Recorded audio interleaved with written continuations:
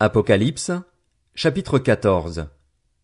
Je regardai et je vis l'agneau debout sur le mont Sion, et avec lui 144 000 personnes qui avaient son nom et le nom de son Père écrits sur leur front. J'entendis du ciel une voix qui ressemblait au bruit de grosses eaux, au grondement d'un fort coup de tonnerre. Le son que j'entendis était aussi comme celui de joueurs de harpe jouant de leur instrument. Ils chantaient un cantique nouveau devant le trône, devant les 4 êtres vivants et les anciens. Personne ne pouvait apprendre ce cantique, excepté les 144 000 qui avaient été rachetés de la terre. Ce sont ceux qui ne se sont pas souillés avec des femmes. En effet, ils sont vierges. Ils suivent l'agneau partout où il va. Ils ont été rachetés d'entre les hommes comme la première part réservée à Dieu et à l'agneau. Il ne s'est pas trouvé de mensonge dans leur bouche, car ils sont irréprochables. Je vis ensuite un autre ange voler haut dans le ciel. Il avait un évangile éternel pour l'annoncer aux habitants de la terre, à toute nation, à toute tribu, à toute langue et à tout peuple.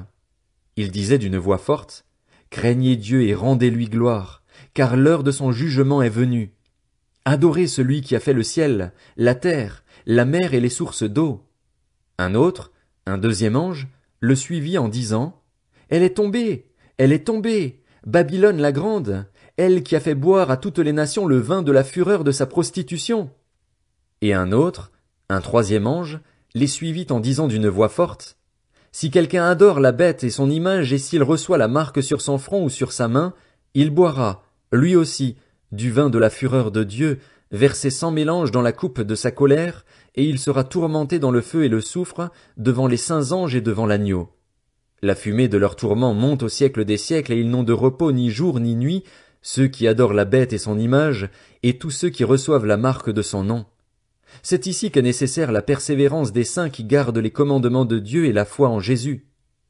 Puis j'entendis du ciel une voix qui disait, « Écris, heureux les morts qui meurent dans le Seigneur, et ceux dès maintenant. Oui, dit l'Esprit, ainsi ils se reposent de leurs travaux, mais leurs œuvres les suivent. » Je regardai et je vis une nuée blanche, et sur la nuée était assis quelqu'un qui ressemblait à un fils d'homme. Il avait sur la tête une couronne d'or, et à la main une faucille tranchante.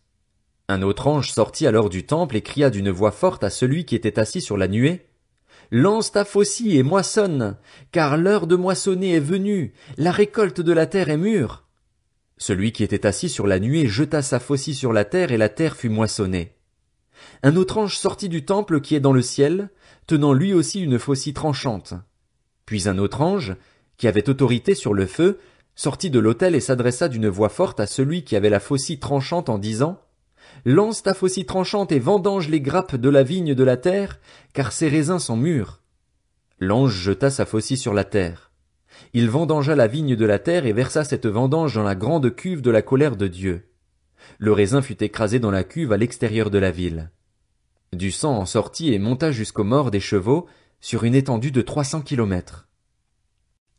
Apocalypse, chapitre 15. Puis je vis dans le ciel un autre signe, grand et extraordinaire. 7 anges qui tenaient 7 fléaux, les derniers, car la colère de Dieu s'accomplit par eux. Je vis aussi comme une mer de verre mêlée de feu. Ceux qui avaient vaincu la bête, son image et le nombre de son nom étaient debout sur cette mer, tenant des harpes de Dieu. Ils chantaient le cantique de Moïse, le serviteur de Dieu, et le cantique de l'agneau en disant, « Tes œuvres sont grandes et extraordinaires, Seigneur Dieu Tout-Puissant. Tes voies sont justes et véritables, Roi des nations. Qui pourrait ne pas te craindre, Seigneur, et rendre gloire à ton nom? Oui, toi seul, tu es saint, et toutes les nations viendront t'adorer, parce que tes actes de justice ont été révélés. » Après cela, je regardai et le temple, le tabernacle du témoignage, fut ouvert dans le ciel. Les 7 anges qui tenaient les 7 fléaux sortirent du temple. Ils étaient revêtus d'un lin pur, éclatant, et portaient des écharpes en or autour de la poitrine. L'un des 4 êtres vivants donna aux 7 anges 7 coupes d'or pleines de la colère du Dieu qui vit au siècle des siècles. Le temple fut rempli de fumée à cause de la gloire de Dieu et de sa puissance, et personne ne pouvait entrer dans le temple tant que les 7 fléaux des 7 anges n'étaient pas accomplis. Apocalypse, chapitre 16. Puis j'entendis une voix forte qui venait du temple et disait aux 7 anges, « Allez verser sur la terre les 7 coupes de la colère de Dieu. » Le premier ange partit et versa sa coupe sur la terre, et un ulcère mauvais et douloureux frappa les hommes qui portaient la marque de la bête et qui adoraient son image. Le deuxième ange versa sa coupe sur la mer, et elle devint du sang, comme le sang d'un mort. Tous les êtres vivants qui étaient dans la mer moururent. Le troisième ange versa sa coupe sur les fleuves et sur les sources d'eau, et ils devinrent du sang. Alors j'entendis l'ange en charge des eaux dire: Tu es juste, toi qui es et qui étais, toi le saint, parce que tu as exercé ce jugement. Ils ont versé le sang des saints et des prophètes, et tu leur as donné du sang à boire. Ils le méritent. Et j'entendis, de l'autel, une voix qui disait: Oui, Seigneur Dieu Tout-Puissant, tes jugements sont vrais et justes. Le quatrième ange versa sa coupe sur le soleil, et il lui fut donné de brûler les hommes par son feu. Les hommes furent brûlés par une grande chaleur, et ils blasphémèrent le nom de Dieu qui a autorité sur ces fléaux. Ils ne changèrent pas d'attitude pour lui rendre gloire. Le cinquième ange versa sa coupe sur le trône de la bête, et son royaume fut plongé dans les ténèbres. Les hommes se mordaient la langue de douleur, et ils blasphémèrent le Dieu du ciel à cause de leurs douleurs et de leurs ulcères. Ils ne se repentirent pas de leurs actes. Le sixième ange versa sa coupe sur le grand fleuve, l'Euphrate, et le fleuve s'assécha pour préparer la voie aux rois qui viennent de l'Orient. Je vis sortir de la gueule du dragon, de la gueule de la bête et de la bouche du prétendu prophète 3 esprits impurs semblables à des grenouilles. Ce sont des esprits de démons qui accomplissent des signes miraculeux et qui vont vers les rois de toute la terre afin de les rassembler pour la bataille de ce grand jour du Dieu Tout-Puissant. Voici, je viens comme un voleur. Heureux celui qui reste vigilant et qui garde ses vêtements, afin de ne pas marcher nu et de ne pas laisser voir sa honte. Ils les rassemblèrent à l'endroit appelé en hébreu Armageddon.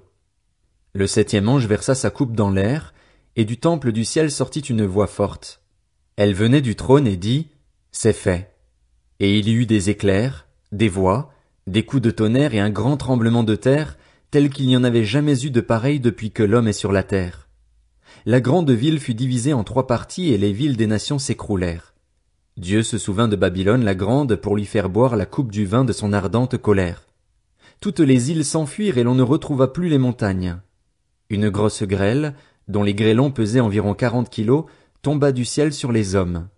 Et les hommes blasphémèrent Dieu à cause du fléau de la grêle, parce que ce fléau était terrible.